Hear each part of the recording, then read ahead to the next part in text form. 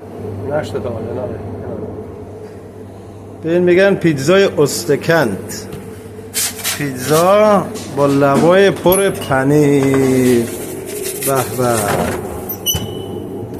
به به. این هم که نون بربری. این هم پیتزای ساده. صبر کن یک لحظه. چی داره؟ چیپس، کباب، گوشت چرخ کرده. واو، ببین فرقشو نبس به نگاه کنه. آها این پنیر داره، این ساده. حالشو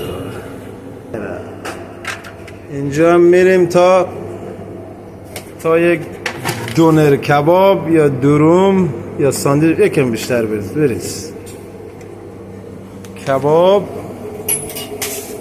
بریم ببینیم بعدش چی در میاد. به به. اینم نون دروم، نون ساندویچ ما یا دونر کباب، نون تازه.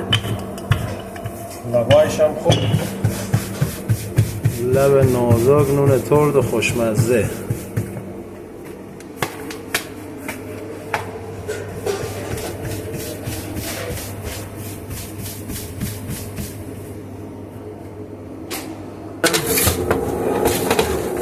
به به به به.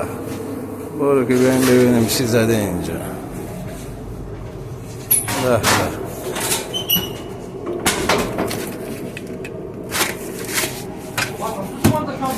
پیتزای دانمارکی.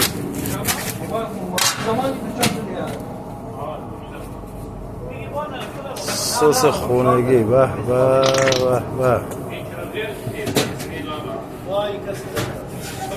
اوه. اینم سیر و اونم چیلی.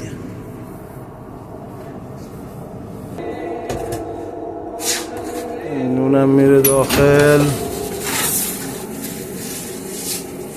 خیر روش بکشن رو.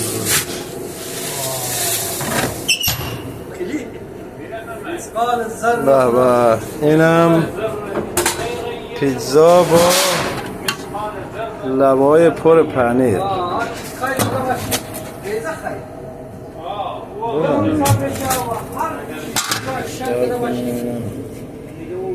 اوه.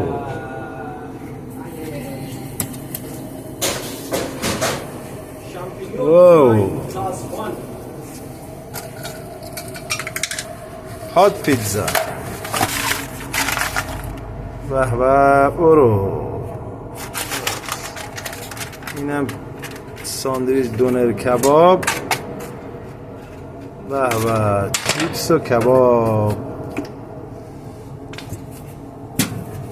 سالاد و سس مخصوص.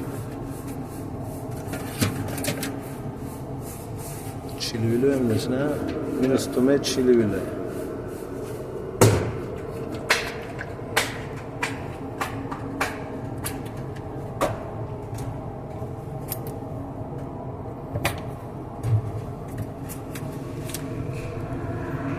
دانا کاکیو یاد رفته. بودو میلیون زای کاکیو. بودو یه تک